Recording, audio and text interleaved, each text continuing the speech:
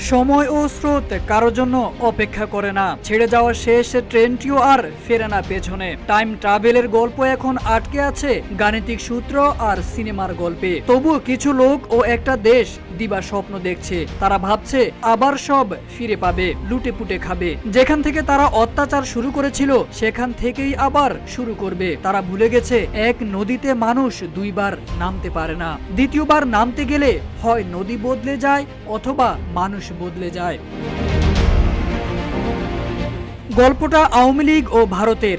দিল্লির বুকে চলা তুষের দহন আর থামছেই না। শেখ হাসিনা নেই, তবুও বাংলাদেশ আছে, এটা ভাবতেই হয়তো মোদি প্রশাসনের গা শিউরে উঠে। তাদের এক কথিত সাংবাদিক 6 মাস আগেই বলেছে থাকবে না আর বাংলাদেশ। এবার আওয়ামী লীগ নেতাদের ডেকে এনে উল্টোপাল্টা কথা বলাচ্ছে ভারতীয় গণমাধ্যমগুলো। কোনো আলাদিনের চেরাগের আশায় তারা এখনো বাংলাদেশের পিছু ছাড়তে পারছে না। তারা ইনিয়ে বিনিয়ে বলতে চাচ্ছে হাসিনা আবারও ফিরবে বাংলাদেশে, এমনকি বাংলাদেশের প্রধানমন্ত্রী হয়েই নাকি ফিরবে হাসিনা।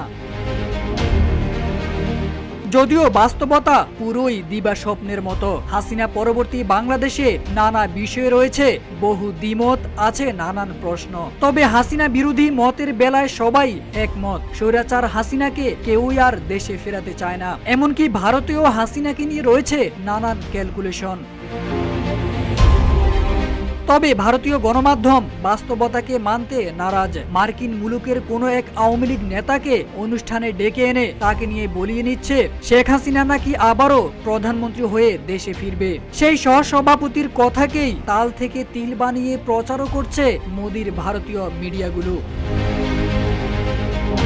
এদিকে ইনিয়ে বিনিয়ে ভারত ছাত্র জনতার আন্দোলনকে বিশেষ গোষ্ঠীর বলে চালিয়ে দেওয়ার চেষ্টা চালাচ্ছে। তারা গণ অভ্যুত্থানকে স্বীকার করতে ভয় পায়। মানুষ মরে গেলে পচে যায়, বেঁচে থাকলে বদলায়, আর সেটা ক্ষণে ক্ষণে বদলায়। ঠিক দিল্লির শঙ্কা হতাশাও ক্ষণে ক্ষণে বদলাচ্ছে, যা গণমাধ্যমে প্রকাশ পাচ্ছে।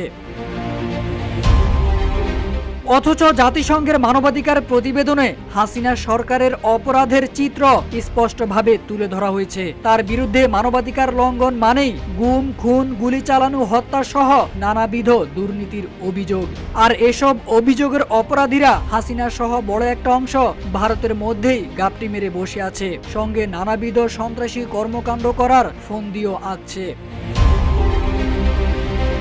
আন্তর্জাতিক আইনের দিক থেকে বিচার করলে মানবাধিকার বিরোধী অপরাধীদের আশ্রয় দেওয়ার কারণে ভারতও বড় ধরনের চাপে পড়তে পারে। কিন্তু ঘটনা তার উল্টো। কে শোনে কার কথা? আর সেটাই হচ্ছে ভারতের অবস্থা। তারেক আজিজ খান, রূপালী বাংলাদেশ।